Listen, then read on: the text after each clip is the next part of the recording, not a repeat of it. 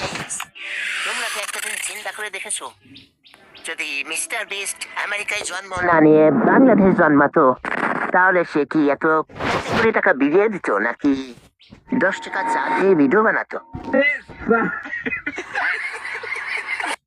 আজকের ভিডিওতে আমরা দেখব, মিস্টার বিস্ট যদি বাংলাদেশে থাকতো তাহলে তার ভিডিওগুলো কেমন হতো।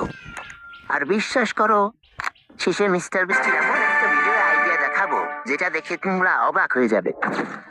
মিস্টার বিস্ট শুরু করতো খুব ছোট থেকে। হয়তো প্রথম ভিডিও এরকম হতো, আজকে আমার 100 টাকার মধ্যে 10 জনকে খাওয়ানোর চ্যালেঞ্জ। আর জায়গা মিস্টার বিস্টের ভিডিওর লোকেশন হতো ঢাকার ফুটপাত, গ্রামের হাট বা স্কুলের সামনে। তার চ্যালেঞ্জ গুলো কেমন হতো জানো?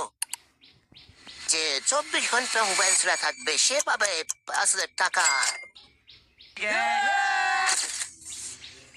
যে শেষ পর্যন্ত পুকুরে থাকবে সে জিতবে একটা স্মার্টফোন।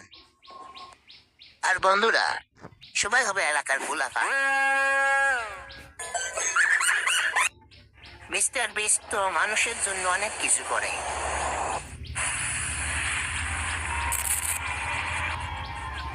বাংলাদেশে থাকলে সে হয়তো করতো গরিব মানুষকে ফ্রি বাজার করে দিত, স্কুলে খাতা কলম বিলাতো, গ্রামের রাস্তা বানাতো, আর ভিডিও শেষে বলতো সাবস্ক্রাইব না করলে কিন্তু পরের ভিডিওতে টাকা দিব না।